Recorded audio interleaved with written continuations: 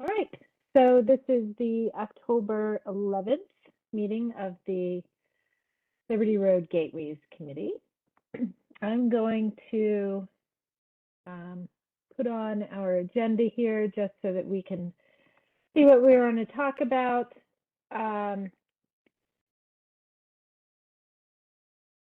We will go over a few project updates on some of the things that we have been talking about in this group, talking about wanting to do or have actually initiated. And then we'll follow that with some time to just give some little bit of information and news updates on a couple of items of interest. Hopefully, Linda Dorsey Walker will be able to join us a little bit later. She had raised the idea of installing a digital sign, and she wanted to share that idea with the committee. Is there any other agenda items that anybody wants to add at this point? I know I had asked for those a little bit earlier. And I think somebody had asked to add the Gwynn Oak Post Office on, so you'll see that under the news item. All right. Let's move through our project updates then. The trash cans are in. They were installed probably about 2 weeks ago, something like that. So those should be all complete. I do need to go out and verify that they're all in the right locations and that all of the ones we had anticipated being installed were installed. We were able to get the little crab logo signs that were on the old trash cans reinstalled as part of this, so those should all still be on there. And yeah, hopefully they're working well and looking good. I did a little bit of a drive-by while they were still installing them. India, did you have something you wanted to share? Yeah, you don't have a picture of maybe one install we could see how it looks? Let me see here. I think I may. I will I have to go back through my emails. I think I have some Okay. in my emails. Okay, And I'll see if thanks. I can pull that up while we're still on here. Okay. Thank you. Any questions? Anything else about any comments on the trash cans? Okay. The next item I have is an update on an idea that Sheila had mentioned, which was trying to get some advanced notice directional signs prior to the Randallstown Community Center, because that right at the entrance driveway at Resource Drive, there is a sign there, but it's a low monument sign, and if you're not, if you don't know that that turn is there, it's a little hard to anticipate it. So I have initiated a conversation with our public works folks and state highway to look into what it would take to fabricate a sign and have that installed. It's a bit of a process since we would be looking at installing it in the public right-of-way. So we have to go through a process to get approval from state highway to do that. But if we're able to get that approval, I do have the name and contact that I've reached out to at a sign fabricating company that would be able to fabricate that and install it for us. But we need to go through the state highway approval process, which is much more involved than you would think. But hopefully we'll be able to get that done, and that'll help people find what is a major community resource at the Randallstown Community Center. Any questions about that project?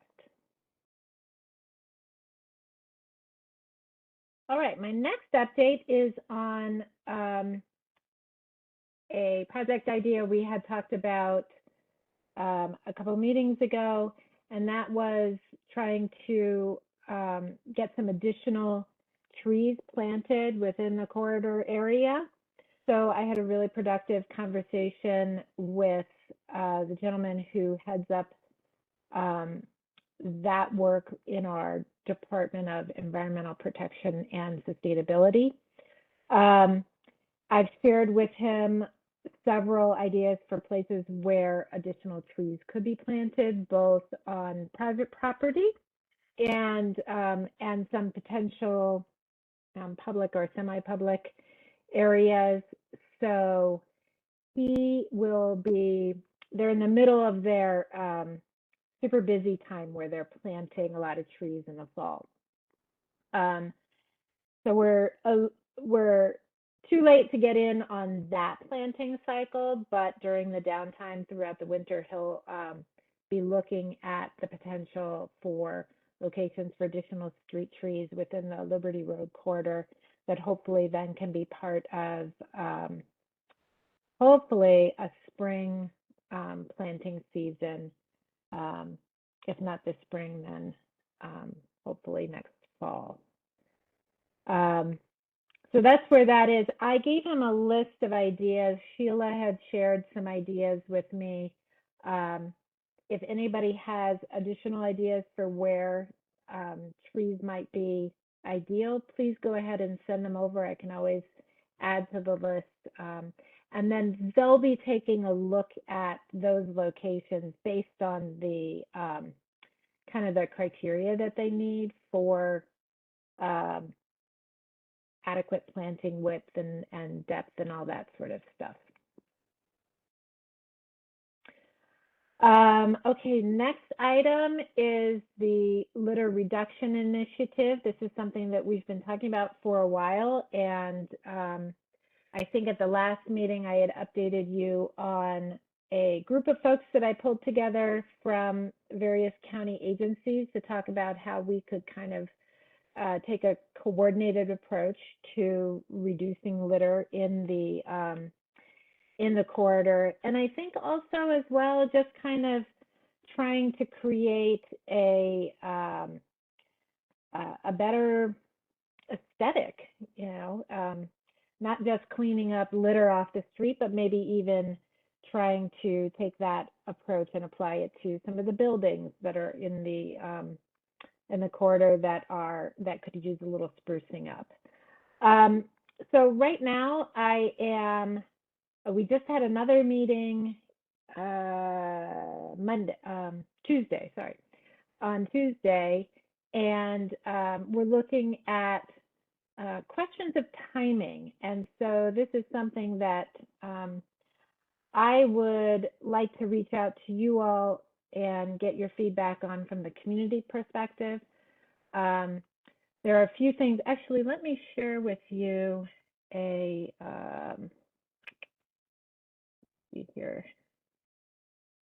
copy of a flyer that someone in my office put together. If I can find it. Here we are. That's trying to take this idea and basically package it together. So the idea is, and this is a work in progress. Please don't critique the design too much. But the idea is that we have several things that are neighborhood level programs that could work together. So community cleanups, enhanced street sweeping, dumpster days, that kind of thing that could be targeted towards neighborhood groups, and we could work with them to try to get those scheduled. Then also working on sort of an adopt-a-thon for our Adopt a Road program to try to encourage folks to volunteer to take on a certain section of roadway to keep it clean. And then tying some of those things into the Clean Green 15 Challenge to help support school environmental programs. That's kind of the neighborhood level of things. And then we have a few things that we're looking at that would target the business community. So I'll just roll in another one of my updates here while we're talking about it, and that is a facade improvement grant that we applied for from the state. Fingers crossed we will get some money for a facade improvement program along the Liberty Road corridor, as well as probably some other areas in the county, but really heavily focused on the Liberty Road corridor.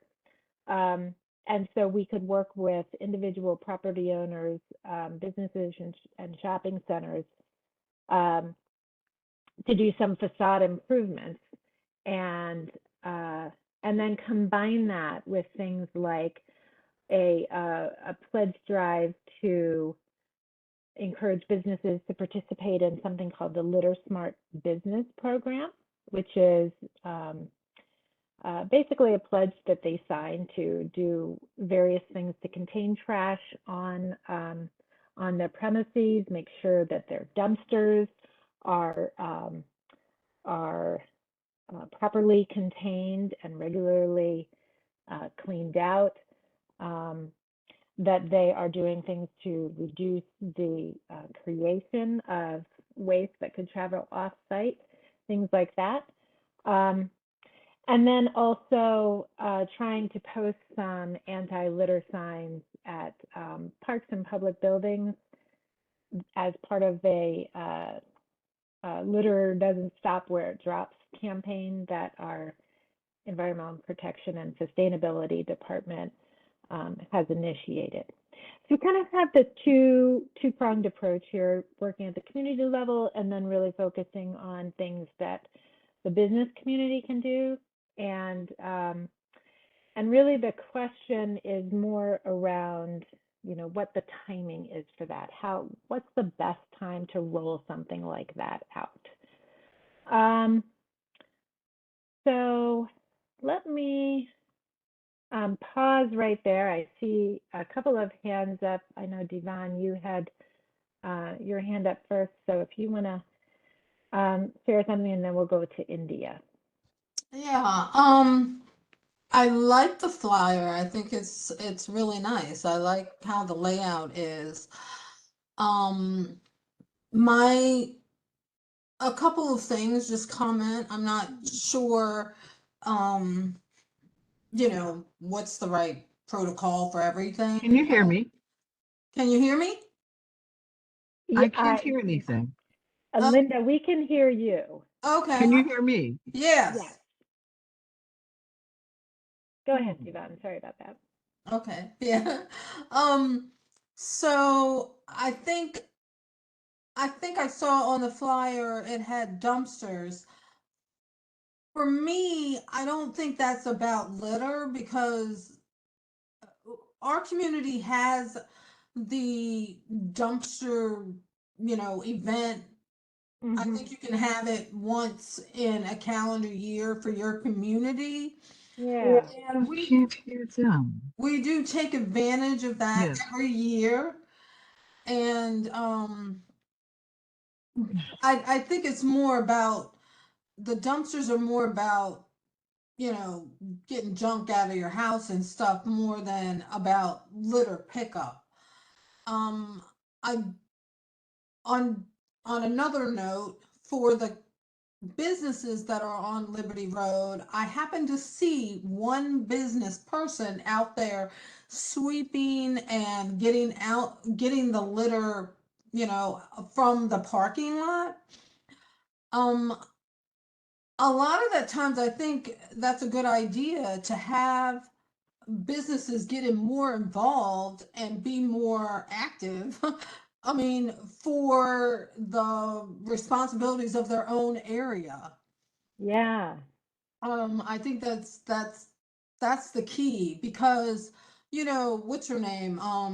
Adrian Jones, she does the pick up every quarter, the little pickup, but the minute we get done doing that, then it's backed away. So it's like it takes a village to make it work for everything. And my last comment is about the placement. I think you said it was going to be in parks and public buildings, but my envision was to have it along the corridor of Liberty Road, like, I don't know, a billboard type thing. I don't know. I mean, I think it needs to be more than just parks and buildings. I mean, I don't know. You're talking about the signage. Yeah, the signage. I don't know if it needs to go. You remember when I guess the commercials, it could be about the drug overdose, it could be Mhm. seat belts, and they did a campaign about it, and so we saw all these commercials all the time on it, and I don't know if we may need to go that far because it's a really serious problem. And that's my idea, is just how they have these commercials, short little reminders, because obviously people don't remember where they are or don't care Mm. about the environment that they're in. And I just think it's more visible via, on some kind of corridor versus in a park, because I don't go to the parks that much. So I don't know if Yeah. people would actually see them. Yeah, I think those are areas that were suggested as potential Mhm. places to put those signs, because the county, we can't just go and put a sign wherever. Mhm. So we have to put it either on property that we already own, Okay. um, or we have to work through the process like I was describing for the directional sign, Mhm. where I literally have to apply for a permit from State Highway Administration to put a sign in their right of way. But we can explore opportunities beyond that for placing those kinds of signs in more visible locations. And maybe it is something that we work with the business community to try to get them to participate, to agree to have a sign on their property or something like that. Yeah, that would be great. Thank you. Um, India, we'll go to India, and then I think Sharon and Linda. Okay, great. Just a couple things. Villanova, we do a cleanup on the Essex Road Bridge the third Saturday of every month from like March to November. So I would like to know how, we've paid for, pick up stuff and, all of our materials, but if we can get some extra free cleanup materials, I'd like to know how to do that, because that would, be very helpful. But my second thing is addressing businesses, and they're notorious for not taking care of their properties. And I'm notorious for calling code enforcement. When I do go to a business and I see trash around, I will report them in a second. And I think we all need to do that. And I think that the county needs to, something that I believe Baltimore City has instituted, which should have been done years, it should always have been done, where it, just because you're a police officer and you're, fighting crime and stuff, but if you see, let's say riding by and you see a housing code violation, you call it in, you report it. So I do feel that all county agencies need to work across the board and help in efforts to, if they see something, say something. So I just feel that's real important. Yeah, and I actually have been really impressed with the collaboration that I've seen just recently in some of those things. I was on a call recently about that Litter Smart Business program, and it was myself, it was somebody from environmental protection, it was somebody from code enforcement, somebody from economic development, and we were all talking about how we can collaborate on addressing the same issue in these different ways that we interact with the community and the businesses. So So I appreciate your comment, and it's definitely something that I'll push to continue to try to see some more opportunities for people to just have this in their mind as they're going out in their during their work day and encountering business owners, community members, that kind of thing. Thank you. Sharon, I think you were next.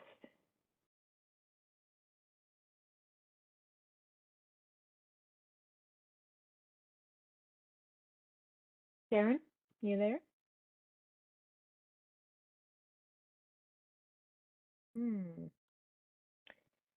Sharon, we cannot hear you if you are talking. I don't. Oh. I don't think you're muted. So let's, while you're figuring out your sound, maybe, Linda, did you want to add something to the conversation? Oh, let's see. I Okay. said, I'm just entering in the conversation. I had another meeting I had to attend. So did you all have a chance to discuss? I heard you talking about signage, but were you talking about the marquee signage that I had brought to your attention? That No, proposal? that's a little bit later in our agenda. Oh, okay. So what signage are you specifically talking about now? So far, I've touched on an idea that Sheila put forward to have some directional signage prior to the community center, so that people know that that driveway is coming up, since it's a little hard to see. And then we've been talking a little bit about signage to support the anti-littering campaign. So that's what we've been talking about so far. All right. So if we are able to get some traction with some of these ideas, what I'm hearing from you is the real importance of working with the business community and trying to encourage them to take that responsibility of keeping their premises clean and free of trash. Maybe less importance on some of the neighborhood level cleanups. I know those are already happening. But I feel like maybe that's an option that we could still give people if they wanted to either have some enhanced events or wanted to be, participate in the Adopt a Road program or something like that. But I think what I'm hearing from you, our emphasis should be on working with the business community. And one thing I should have mentioned that didn't make it onto this draft of the flyer, but I'd also like to sort of make sure it gets covered, is some recognition of the efforts of this group to do things like install new trash cans and to have new bus shelters and benches put in place. Because even though that's not the trash cans relate to littering, but as I mentioned at the beginning of this topic, I think it's really helpful if we sort of also broaden this out a little bit to talk about just creating a pleasant environment on Liberty Road for people to walk or bike or even drive along. And so things like new bus shelters, benches where people can sit and put their feet up a little bit while they're waiting for the bus, are all part of that. And again, if we're successful in getting the facade improvement grant money, that will also contribute to just an enhanced aesthetic along that Liberty Road corridor. Okay, Linda, your hand is up. Did you want something additional to say, or no. Okay, just wanted to check. Okay, let's hit our next topic here, which is state facade improvement grant, which I've been mentioning here. Just a little bit more information on that. That is part of a pot of money that was made available for the state to provide to local governments for administering facade improvement grant programs. The county applied for that, and we are waiting to hear back whether we will get an award, and if so, how much. Our application focused on Liberty Road as the place where we wanted to really target for facade improvements. And but we may also be asked to sort of spread around some assistance to some other locations, but our focus would remain on Liberty Road. But we'll wait and see what the result of that is. I think they usually make announcements in either late October or early November. On a slightly side note, but relative to or related to facade improvements, our Department of Economic Development is making a concerted effort to reach out to business owners and promote some of the small business assistance programs that we have.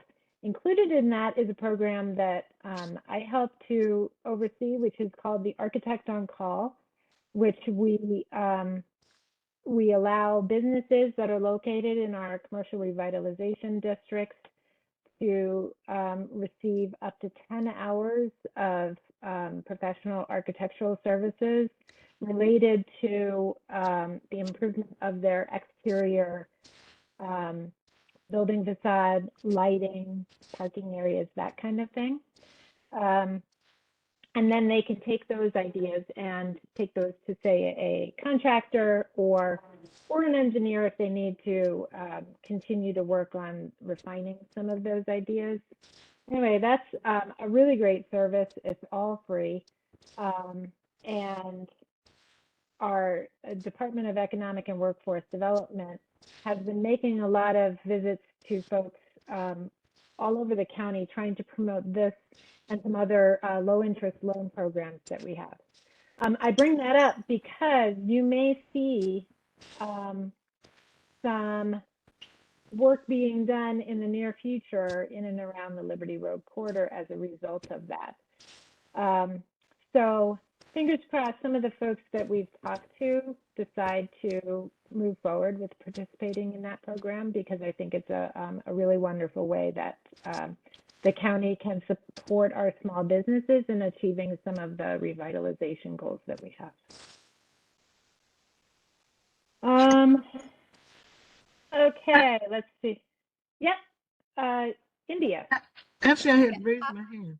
Oh, how do they find out about the program? Pardon me? How would a business find out about this program? We have information on our website, and they can also give me a call since I'm the administrator of that program. Okay, because what I'm thinking, a lot of business owners, they probably don't even go on the website. So it seems to be there needs to be some more ways to communicate to these businesses, you know. Yeah, and that's why the Department of Economic Development and Economic and Workforce Development is making these like direct outreaches to folks. Okay, great. Yeah. Great. Okay. Linda, yes. Yeah, and that's the question you just asked is the reason we need the marquee signs. That's some of the rolling information that should be made available to the communities. And so I was interested in what you said, because this is off Liberty Road, but over in the Gwynn Oak Park area, the neighbors there, the same ones that put on the celebration, are looking at two things: possibly getting that area, that park, put on the historic registry. And last night, Wade Cox, the Touch, the county council member, was talking about they were going to move away from funding some of that initiative. And then he said, no, I'm very sure that we have many other areas or buildings in this county that by right should be on the historic registry. And so when we had the celebration of the 60th anniversary of the integration of the park, several people stuck around afterwards to talk about how do you get this park and what happened here on the historic registry, and also how would you get it upgraded in terms of architectural review. Because do you know what they actually told me? Because I was over there the day after the celebration when Speaker Jones was making an announcement, and I stuck around for a long time. I was told that some of the kids in the neighborhood, because the park is going down so much, they actually go over to the Woodlawn Cemetery to play because it's better maintained than the park.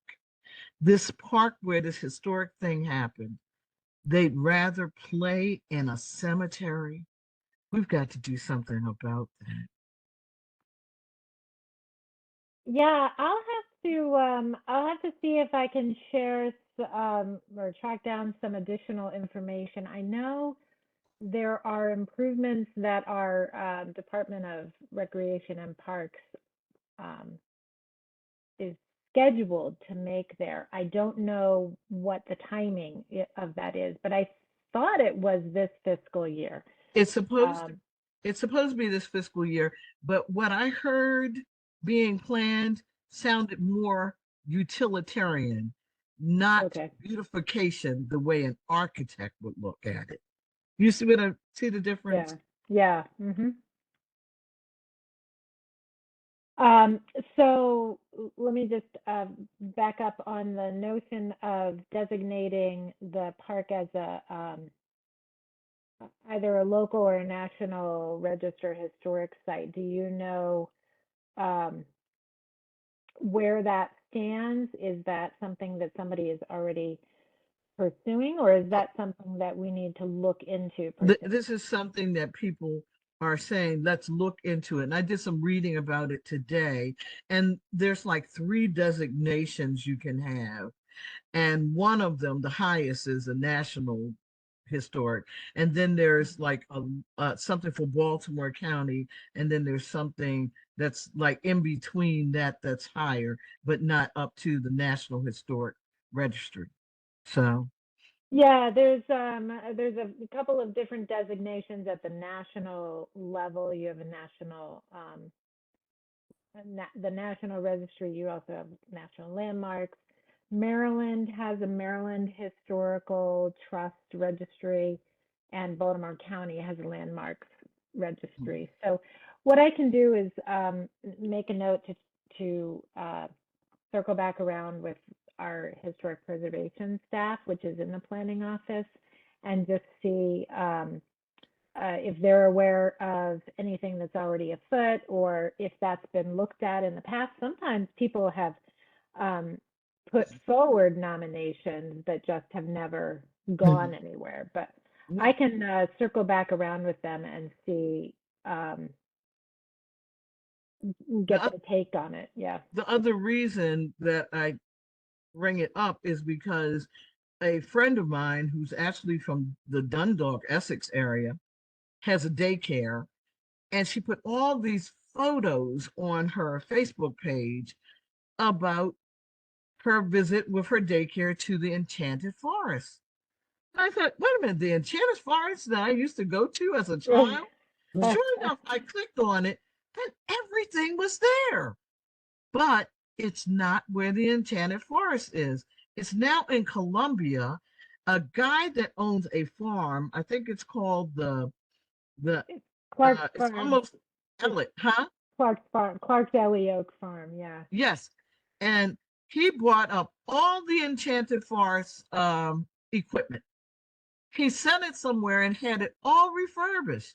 So it's just as new looking as when I was a child. Mm. And he put it all over the farm, and he's combined a petting zoo and a pumpkin farm and the original Enchanted Forest. It's beautiful. And I thought, now that's great. That's wonderful that the kids in Columbia who already have so much get that as yet another option. Wouldn't it have been nice if we could have put just some portion, even if it was just a different? I know we're not going to ever get the original because that is on the National Registry and it's going to go back to the Smithsonian. And they, like I told you, they want us all to come over there when they bring it back, when it's refurbished in a year and a half. But can't we put something there, some other version of the merry-go-round or some other thing to show that it was once an amusement park? Um, yes, Pony rides. Let's have that, pony rides. Did you I say know there there's had, no, Huh? go ahead. I'm Sorry, sorry, go ahead. did you say there's no historic marker there? No, I didn't say that.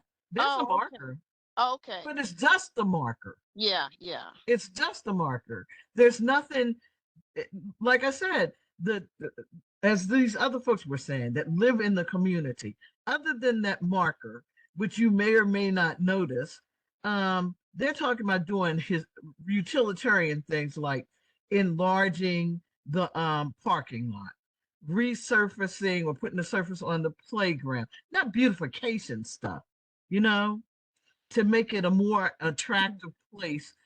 I mean, like even at that new Enchanted Forest, he's put in a train so that you can go around the park at that whole farm area on a kiddie train. Oh, yeah, I heard about that. I heard it was nice. It's very nice. I'm going out there myself, even though I'm a grown up. I think I am too. Um, okay, so I've noted a couple of things to follow up on related to Gwyn Oak Park. We're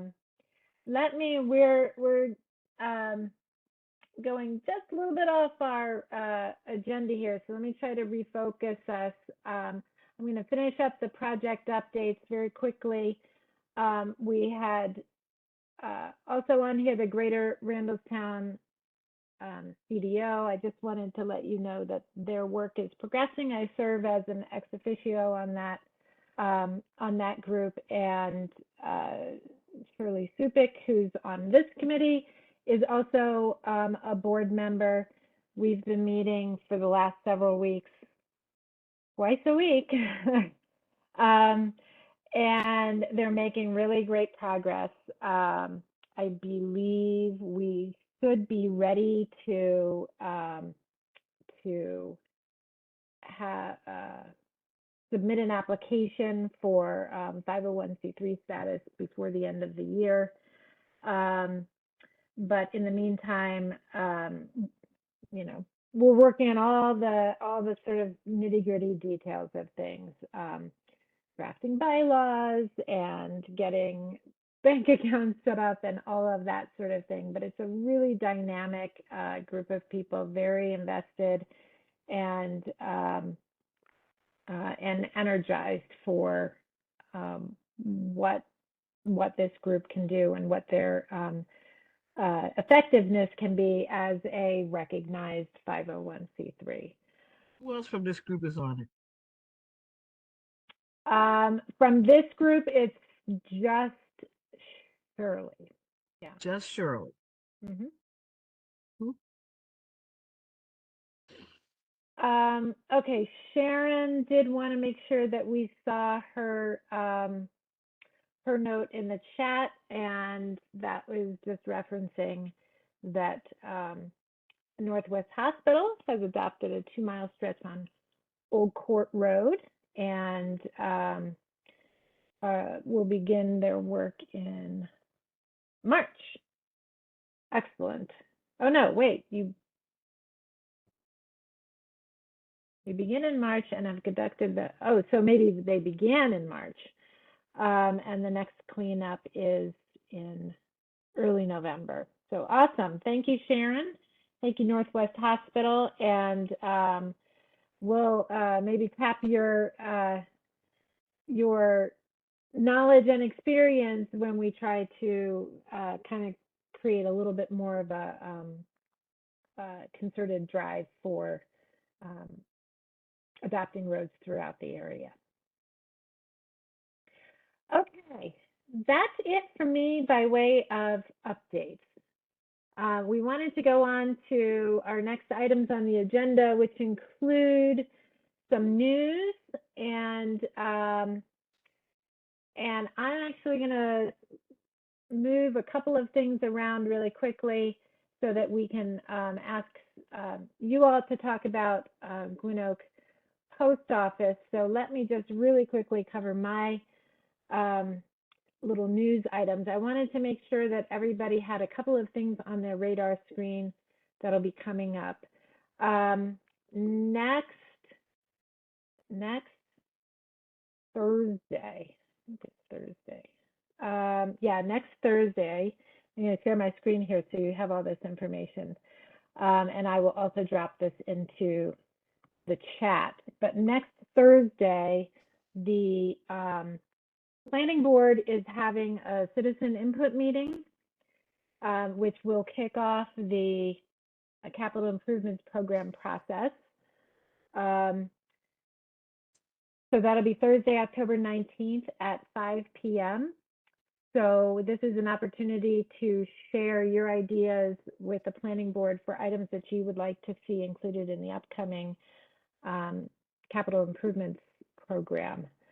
There is a email address that you can use to send your comments in via email if you're not able to attend or don't want to speak at the meeting.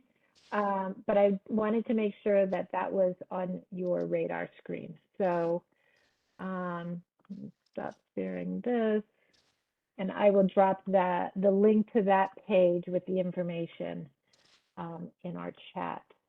The other thing that I wanted to just make sure everybody is aware of, and I think we have shared a lot of information about this already, but every 4 years, the county undertakes a comprehensive zoning map process that allows for changes in zoning to occur throughout the county. We are beginning that process now, and we have already begun the process for soliciting public applications for rezoning. I'm also going to put into the chat the link for the CZMP hub, project hub. And I will also just very quickly give you a little tour of what that looks like so you know where to find some information. As people are starting to file their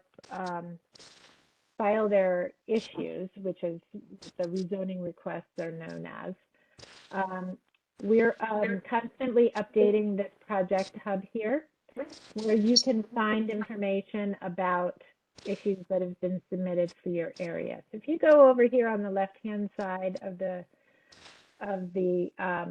page where it says log of issues, you can scroll down and you can look at issues by councilmanic district. You can also look at them using this mapping tool here, which is really handy if you're more of a visual person and want to see what's been filed for a particular area. There's all kinds of information on here to help you understand what this process is, where you can find information.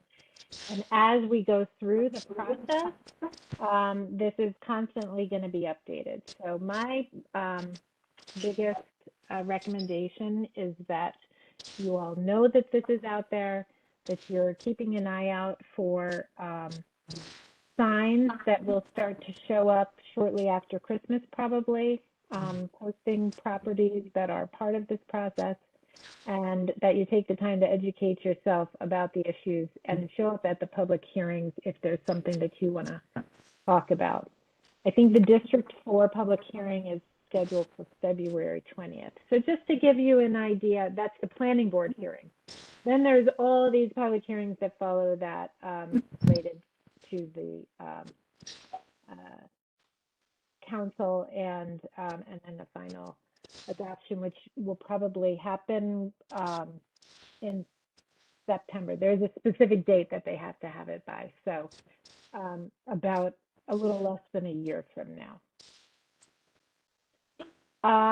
Okay. Any questions on those two items before we jump to discussion about the Gwynn Oak Post Office? All right. Kaylin, I think, had asked that we put Gwynn Oak Post Office on our agenda. I have a little bit of information that I could share, but I wanted to open it up to you guys if there was anything you wanted to talk about. Hopefully, if you've driven by there recently, you've seen some improvement. So I'll open it up to anybody who wants to share anything. Well, I was hoping that I would have some good news by tonight. I went to the post office a couple weeks ago and took photos of the pothole at the parking lot there. And I sent it to Izzy Patoka's office, and they sent it to Senator Van Hollen's office. And Senator Van Hollen's office said that they were in touch with USPS and that they expected to have an answer for me in time for this meeting. And they have not. And so I have sent him another message this morning and haven't heard back from him to find out what's going on, because it's been 2 weeks since they told me they were going to have an answer of when they were going to get started fixing the pothole.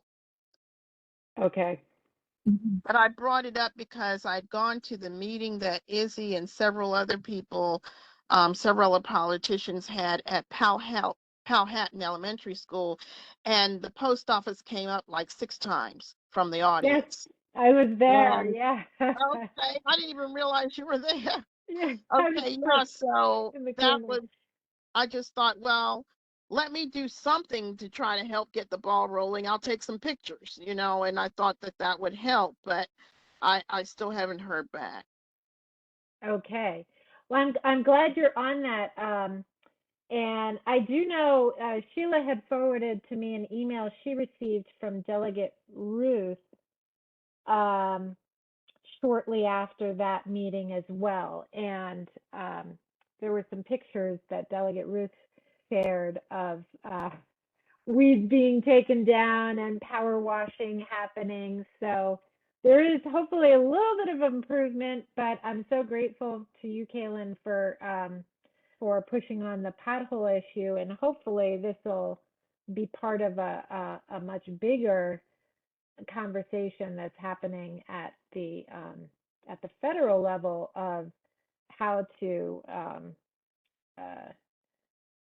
push for some responsibility for upkeep of that property on the property Right. and federal government standpoint. I didn't even know this, but at that meeting, people were saying that people have crashed into that building several times. I had no idea. I knew that it happened the last time, but I had no idea this was a constant problem of people crashing into it and busting the windows and everything. And so that's a major issue that they need to get on as well. But I just thought, okay, I'll handle the, try to deal with one little small issue at a time with the pothole. But yeah, that whole post office needs some help. Yes. Well, And I want to Linda. remind people not to mail any bills or anything on the weekends or on Friday on the outside post mailboxes, because we've had our own mail stolen, and there is a ring of thieves out there stealing from mailboxes, and we got a call from the Baltimore County Police saying they had our checks. Oh, And wow. so they did catch one of the people, but it's a bigger ring than that. Yeah, we've had stuff stolen from the Towson post office. Oh, wow. Linda, what, Well, go ahead. I can't speak to who's responsible for maintenance. Maybe the post office is responsible. But one of the things that Aaron Plymouth found out before he passed away, and he and I were talking about the post office and the options that might exist for moving it, relocating it so that it's in a less dangerous public place. Mm-hmm. That property is not owned by the U.S. Postal Service. About No. 90% of the post offices in the United States are owned by the Postal Service, but about 10%, including that old site, is not owned by the Postal Service. Oh, wow. So in terms of us wanting to relocate it, we would actually have to go through this entity that owns a whole bunch of individual post offices around the country to actually work with, yes, the Postal Service, because they're the ones that have an operation there, but the physical property is not owned by the U.S. Postal Service. One of the things, though, that I did do, even after Aaron passed, was go by a property that is nearby on, if you're facing the post office from the front, Liberty Road, on the left side, you'll see a strip mall that has about 5 or 6 businesses, some of them in very bad shape, I must say. But immediately behind that, you see what looks like kind of abandoned looking land, and you go up several dozen feet, and you'll notice behind some hedges and bushes, there's a house there. And I looked it up, and that house sits on, it's close, relatively close to the street, but there is a huge amount of land behind that house, which is not in particularly good shape. And I kept thinking, and it doesn't face Liberty Road, but it's very close to Liberty Road, and it's on flat land, on a large stretch of flat land. And I kept thinking, that really would be a much better location. You wouldn't give up the site that's on Liberty Road, because I don't think it's enough land to do the kind of enlargement we were talking about. But you would use that as overflow, continue to use it as overflow for parking the trucks and other vehicles and so forth, so that it's in a more public site and fenced in. But the actual post office could, if you could purchase that house and the property behind it, that would be an ideal place to, right across, literally, what is it, 25 feet across the street from there on the side, would be a new post office on flat land. Is that That's a great something, that idea. kind of eminent domain, that, and it would have to be done through eminent domain? Is that something that So the house is vacant?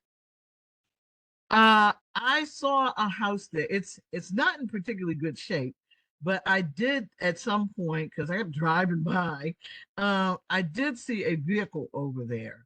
So I don't think it's vacant.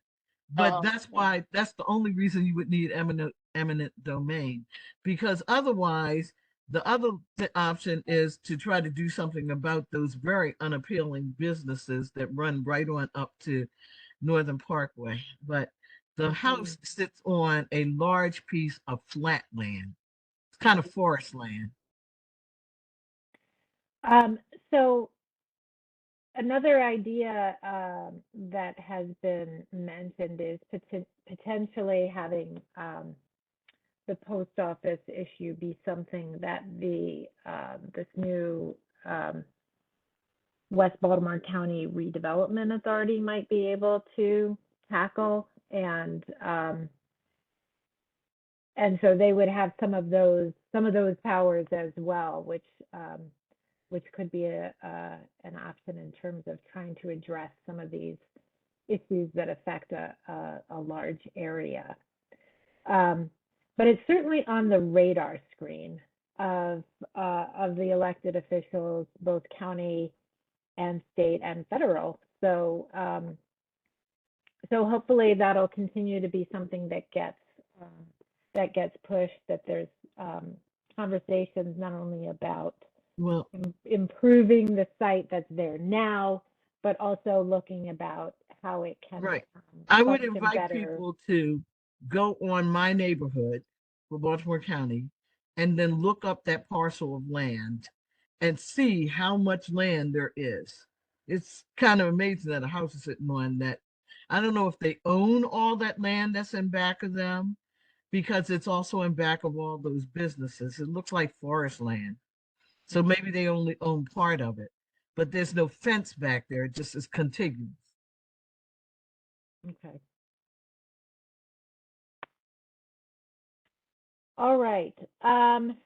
Any other comments or insights into the post office that anyone wants to share at this time?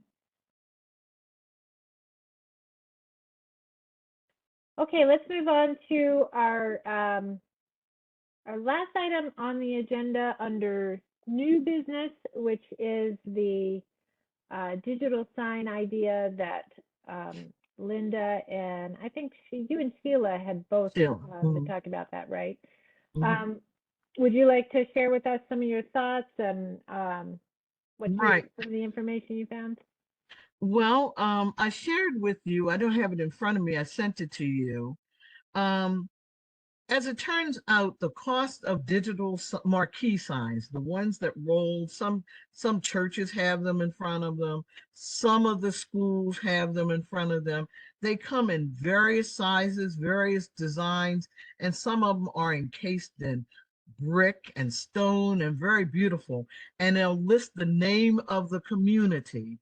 Like you could have Liberty Gateway Community of Lockhern, Liberty Gateway Community of this one, that one, and the other. And then you have the marquee. The purpose of the marquee, as we were talking about, the fact that you can go up and down Liberty Road 9 miles and have no idea that there are 5 or 6 programs going on right now, or that there are different programs like the one you mentioned that residents, businesses, other people can take advantage of, or other kinds of emergency information that might have to be shown just one time. So what they've done, like the site that I sent you, it lists the various styles. The costs are anywhere from like $5,000 to $10,000, not nearly as much as people may think. However, if you put it on a property, let's say, everyone knows where Epworth United Methodist Church is. It's at a key intersection where people sit for a long time at that light to either continue down Liberty Road or go up St. Luke's Lane, or, there's a lot of traffic there and a lot of people sit at that intersection. They have a huge amount of frontage land that used to be my church for 8.5 years. Mine too. And so they have a huge amount of frontage land. The church itself sits up on the hill, but they already have some signs at the bottom, close to the street that talk about the daycare center inside and then the adult daycare and those kinds of things. But they may be amenable to that kind of upgraded, very attractive marquee sign. And there may be other, like further up where I think they're now called the Tab. They used to be Greater Greater Gethsemane or something like Greater Bethlehem Church. It's on a large piece of flat land, huge amount of land around that church. They may be amenable to it. The main thing is all of these signs work with a remote. So whoever is the business or church or school that has the sign on their property, they would have the ability from a remote control to change what piece of information is shared instantly with the remote. But they would have that responsibility too, to do it and make sure that if the county says, and it's worked out that it's an agreement, this is the message that we want to be shared up and down Liberty Road, or maybe only on a part of Liberty Road, that may relate to a special need, a special program, some other kinds of events that are going to be requiring a change in a traffic pattern, those kinds of things, and people would have the opportunity to see it. They also would, as part of the rolling marquee, they give the time, the date, and the temperature. So you're suggesting that these would be signs that are erected on private property, and the places that you mentioned were churches. Yeah, they would see Um, that to meet the community's need. Okay. But that there would be some sort of way of asking them to Yeah, provide it would have to be a community. partnership. Okay. It would have to be churches. Like Epworth feels like, I've spoken recently several times with their new pastor, and they feel like they have a real community role that they want to play. And if that's the case, then this is certainly one of those ways that they could be very helpful in spirit, it's educating the community, spreading Right. messages to the community. Right. So I wanted to hear what the rest of you thought. And it can be in more than one place because they don't cost a whole ton of money. Yeah, I like the idea. I think it'll be great. My only question is, I know when I was talking to some county officials about getting a neighborhood sign, they mentioned to me that it can it can't be on personal property. It has to be on county property. Well, it's not personal property. The It's churches are like a business entity. They would have to cede that portion of the property for that special public use. okay. So yeah, then that'll be fine, if long as they're in agreement to it. And I don't know if they would want to be responsible for that. I mean, are they I mean, would they want That to do that? that's something, whether you're talking about a shopping center, Mm-hmm. having one of those signs, whether you make it near the library and the library be responsible, Yeah. whoever it is that has the remote has to be willing to, follow whatever the message is supposed to be posted for that particular week. And it might be the same message for a month. Mm-hmm. Yeah, but how do you monitor that? I mean, I don't know. Somebody might want to volunteer and do it at one point, and then later on, then that person might not want to do it anymore, or they can't find anybody else. Then what happens? Well, the remote doesn't necessarily have to be inside the library or inside Epworth. You would want to preferably have the people closest to the land have access to the remote. But in theory, because it can be changed by remote, it could, in theory, be given to someone from a community association. Gotcha. Yeah. I guess that would be up to the discretion. I mean, I guess whatever that church or entity is, I don't think we should give them an option, but I guess for us as a group, we know, as we're driving up and down or noticing things, we'll be able to see that. But giving that property or that, business entity to take responsibility to do that. What do you think, Daphne? I mean, there are different shopping centers, churches, schools, you know, Yeah, and some county owned property. Yeah, I do. I share some of Devon's questions about how you sort of monitor or kind of keep track of things. I imagine if you're, particularly if you're cost sharing on something like a sign, that, for instance, the church or the business is going to want to use it um, for their own interest, and then Well, I not don't know necessarily. where you find that balance. That may not be the arrangement. The arrangement may be this is the community sign. For example, Okay. across from Randallstown Elementary School, there's a park. I don't know if you necessarily want to have a sign there, but it's owned by by the county. You Mhm. might want to put a sign there. That's a key intersection of people driving up and down Liberty Road and also taking what is it, Greens Lane. Yeah. Yeah, it's definitely something that I would need to look into in terms of what the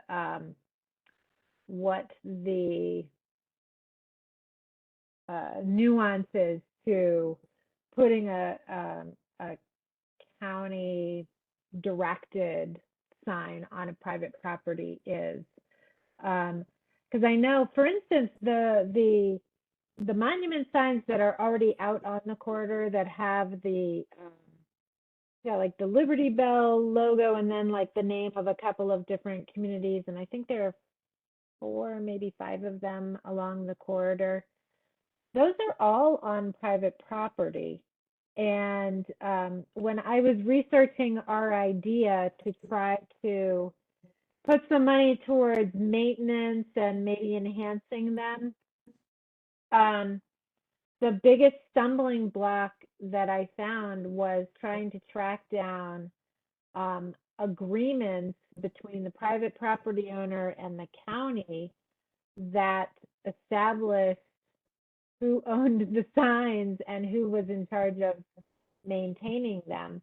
And we don't have the records for that anymore. And there's a lot of anecdotal um, uh, recollections of those being part of a Sure. grant program or something like that. So I know there are Right. nuances to I these I things that I I don't I understand. can give you another example of that, Daphne. Everyone knows where Carriage Hill Apartments are and Colonial Baptist Church and the new townhouses that are across from Colonial. And there is this major driveway going down to Carriage Hill Apartments. Try to find the owner of that road.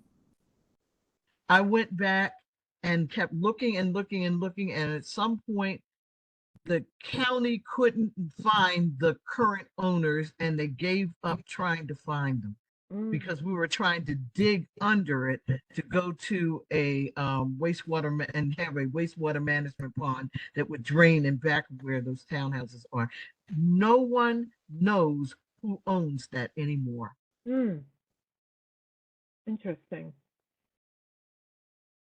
These things are lost to the Are there annals any of unpaid history. taxes?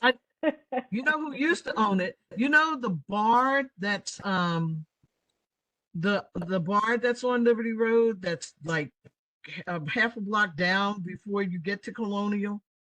There's a sports bar. Whoever used to own one of the earlier versions of the inn that was located there, a tavern that used to be there about 100 years ago, their family used to own it at some point. Interesting. Are there any back taxes on that property? Huh? Are there any back taxes on that property? I don't know. No, you're not going to buy it. Well, all I have to do is pay the taxes and it's mine. No, no, no, no. Mm-mm. We've already gotten that taken care of. Yeah, because when the Catholic Church decided to get rid of some of its land so that the townhouses that are now next to the Catholic Church, they wanted to build, and I worked out a deal with them so that now that land over there past there belongs to Colonial Baptist Church. Because there's no way that we were going to not let that happen. So yeah, we got it. And they ended up getting their project without people marching and protesting and saying, don't build it there. So, okay, so we have a proposal to look into locations along the corridor where we could work with the property owner to install a what'd you call it? A marquee sign? Yeah, Marquee it's called a sign. rolling marquee. And some of them are housed inside casing, stone or brick, beautiful casing. And then you put the name that you want for the community or above it. Okay. Oh, excuse me. Yeah, I think what would be helpful to me is if you all had ideas for possible locations where some of these signs might go, and then I can look into property ownership types of issues and also what some of the potential hurdles are that we might encounter in trying to do this. I mean, this was partly some of the stumbling blocks that I ran into when we were looking at gateway signs. Definitely the property ownership issue is something we need to figure out. But if that is more of a I don't know, like an easement or something like that we're talking about, that may be a different, a whole different set of things. Yeah, to because explore. remember there's 15 feet of easement, right? You're talking about right of way? Yeah. Yeah, Off the I don't curb. know. I don't Because know if that's remember standard. when MDOT was talking about the shelters and we got down to Woodmore Shopping Center and they were saying, see, this is an example of a good, even though people weren't using it and even though people were leaving some trash there, they were saying, see, this is a good idea of a covered shelter with the bench and this, that, and the other. That didn't start off a shelter. That was a sign that said Woodmore Shopping Center. Remember back when Kevin Kamenetz was in office, they were supposed to have signs at 3 or 4 different locations along Liberty Road. The first that got built was that one. And so what they did was literally carve out the land and set a shelter in there. They carved like an L shape, flattened the land down to the ground because it was hill. It wasn't. Don't you remember we had to kind of walk down the hill to get to the shelter, Daphne, when we did the site visit? Yeah. Mm-hmm. That was a hill that went all the way down to the ground. Mm-hmm. Instead, it got carved out and a shelter was put in there, a bus shelter. Okay. So there's other locations like that. Let me ask as well, in terms of have you given any thought to like who would sort of be in charge of determining what the messages are that go on that type of a sign? I would think it would be like if the county had certain things coming up, or if the community agreed, whether it's, the community associations, or maybe it would be something that you would send out as a message to the library, the sign that's near you. This is what we want to be run for the next 2 weeks regarding the kind of applications that you were talking about for small businesses, or it's almost tax season, remember to do X, Y, and Z, or we're going to be giving out vaccines or special food distribution at this location, so that people going by would know, gee, I would have gone over there to get food. I would have gone over there to get vaccines if someone had told me. Is the sign that's at the entrance to the community center, is that a changeable message sign? It's not the kind of rolling large. It's first of all, it's small. I know what sign you're talking about. It's kind of near the bench that's been put up there. At the near the end of where the community center is. It's a small version of it, and it's not that kind of long, lengthier rolling marquee where you can just read the messages, repeat it, and the time and the date and all that. But it is a marquee sign, just a small version of it. And do they use that for community information, that sort of thing? Well, I wish they had put up a notice recently because I ran rushing to go to a meeting only to find out it had been the day before. So I don't know that it's being used for that purpose right now. Okay. Okay. Anyone else have thoughts they want to share on the idea that Linda has presented? What do you think, India? I haven't heard her say anything. We can't hear you. She's on. She needs to be unmuted. You're on mute, India. Oh, there we go. Yeah, no, I agree. No, I totally agree. I love it. Where do you think some sign locations might possibly be that would be key intersections besides Rolling Road and Liberty and St. Luke's and Liberty and those kinds of places where people have really long traffic lights? Well, I was thinking Essex and Liberty, but that's so jammed up. I mean, I don't know if that would, there's nothing conducive to put one there, really. Is Milford and Liberty a good spot?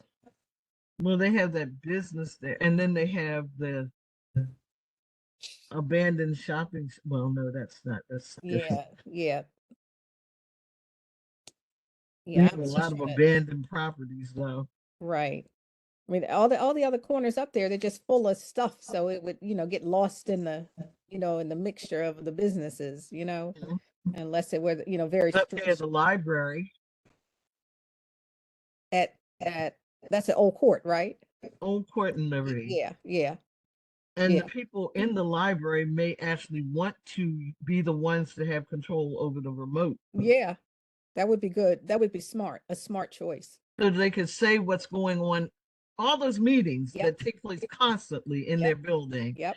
It would be nice to actually be informed about some of them. Yep. Different documents and packages that you can pick up from the library, only you Yep. didn't know it because you would have to know to go in the library first. Yep. Totally I agree. wonder if that's part of, they're doing some renovations to that library soon. I wonder if that's part of that, like a part of that package. A marquee sign at the corner. Well, some kind of digital signage. I don't know. But okay, so I hear you on some potential sites, especially places where people might have longer wait times at traffic lights, that sort of thing. So I will do some digging around and research on what this could look like, and then report back to you guys with some options, and if there are issues that we need to work through, I will bring those to you as well. And the police may occasionally say, put up a code pink sign. We don't have a whole lot of overhead signage that changes messages on Liberty Road, but there may be a need to put up an emergency message. Yeah. I think one of the things that's a little tricky on location for something like this is there is a lot of visual chaos on Liberty Road already. It's really hard to read the stationary signs that are there. And so I think it seems like the most effective locations for something like that would be in locations where there's not a whole lot of other stuff already going on. Mhm. So like some of the properties that you pointed out, the church properties that you pointed out that are have a pretty wide setback. Mhm. You know, another Would be location more. we could consider would be at, I had said Liberty and Essex, but if we go further north, like Buckingham and Liberty or Croydon and Liberty, you just have the gas station on one side and a little shopping center, and it's kind of, you know, more open space up in there. Mhm. And you're Right. right at the exit to 695. Mhm. Yeah, yeah. Or even down at Northern Parkway and Liberty, letting Oh, people know that you're definitely. now entering the Liberty Gateway Yeah, Communities definitely Yeah, there. Hub I think you Yeah, definitely need something there. with the Yeah. date yeah. and the time so that people Yep. know, oh, now I'm in the county. Yeah. Yes. Now I'm, there's this 9 mile stretch of all these different communities. Mm-hmm. Right. Yep. Yeah, And I I have to have, say that, you know, Ricestown Road is quite busy. And yet we still see the Pikesville sign. We still see Mhm. the Ricestown sign. Mhm. So, you know, I still think that they can be seen. Yeah. And it But would put it, depend the design. It's all in the put design. it in a Yeah. beautiful case. Yeah. Yeah. Mm-hmm. And so some of the ones that I sent to you have all those different examples of the kinds of surrounding casings you Mm-hmm. can put them. Mm-hmm. all right. I will do some digging. Even Mhm. if you just started off with 1 or 2 signs, people would say, wow, that wasn't here before. Right. Yeah. Okay, well, so we have reached almost 8 o'clock here. Thank you for very good discussion. And there are a few things that I'll follow up on. I have on my notes to Are, follow up. are we are we really only going to meet quarterly or every other month? I thought monthly was too much, but quarterly seems really far. I agree. That's true. That's what Sheila was saying too. Um, we could meet in December if you'd like to meet in Yeah. December. Yes. That Yeah. would be Yes. good. Yeah. Yes. Kind of close out the year with Yeah. an update. Yeah. Thanks, Linda, for bringing that up. Hmm. Okay. Okay, so our next meeting then would be, look at my calendar. December 13th. December 13th.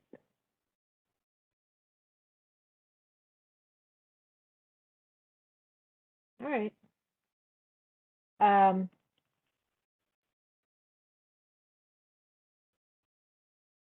Okay, so I have just a couple of follow-up items then on the, well, I'm going to look into the National Register or other historic designations for Gwyn Oak and sort of where those discussions might be. And I will continue to look into signage, which is, I think it's really a continuation of what we had already been exploring in terms of a gateway sign. I mean, it's essentially some of the same types of issues, whether it's got a changeable message or not. I think we still need to, it's probably going to surface some of the same stumbling blocks that we encountered when we were talking about gateway signs, but I will revisit that and see if there's some additional headway that we can make with those kinds of sort of monument signs along the corridor. And then some of the projects that I gave you updates on at the beginning of the meeting will continue to evolve, and I'll just keep working on those kind of from the internal standpoint and report back at our next meeting, which will be on Wednesday. Already lost the date. Wednesday, December 13th. Can you kind of turn over to the planning office, or not the planning office, but someone, the feds or some more information, to gather more information about the post office? First, let's start with getting rid of Mr. DeJoy. No, wait a minute. That should be first and foremost for everyone. But then after that, let's talk about relocating, that he needs to go. Yeah, I will share those concerns. I think the people that were involved in the conversations at the meeting that Kaylin mentioned she was at, that I was at as well, that whole group of elected officials, everybody from Izzy on up to Van Hollen's office are kind of part of that discussion. So I will share those concerns with the folks that I can, and hopefully we'll see some continued focus on addressing some of those issues. Are you aware that Frank DeJoy, the Postmaster General, was supposed to announce, after having just announced increase to 60 cents for stamps, he was supposed to announce another increase today? Yikes. Today. Wow. I can't tell you the last time I mailed something, but but that's not to say I don't ever mail. Maybe Owings Mills is really different, but there are days where you have to wait to get a parking space on that kind of spaces parking lot. Whenever you go in, anytime from like 3:30 on, you are going to be in a line that lasts. After they've closed the gate, they have to ask people to wrap around inside the gate until about 5:30 or 6 o'clock. That's how many people use the Owings Mills post office. Wow. All right, folks. Well, I will send out a summary of our meeting, and then we'll see you back here on Wednesday, December. I think it's the 13th. Yes, December 13th. Thank you. Thanks, Thanks, guys. Have a great rest of your night. Thank you. everybody. Have a great holiday. Good Bye-bye. night. Good Night.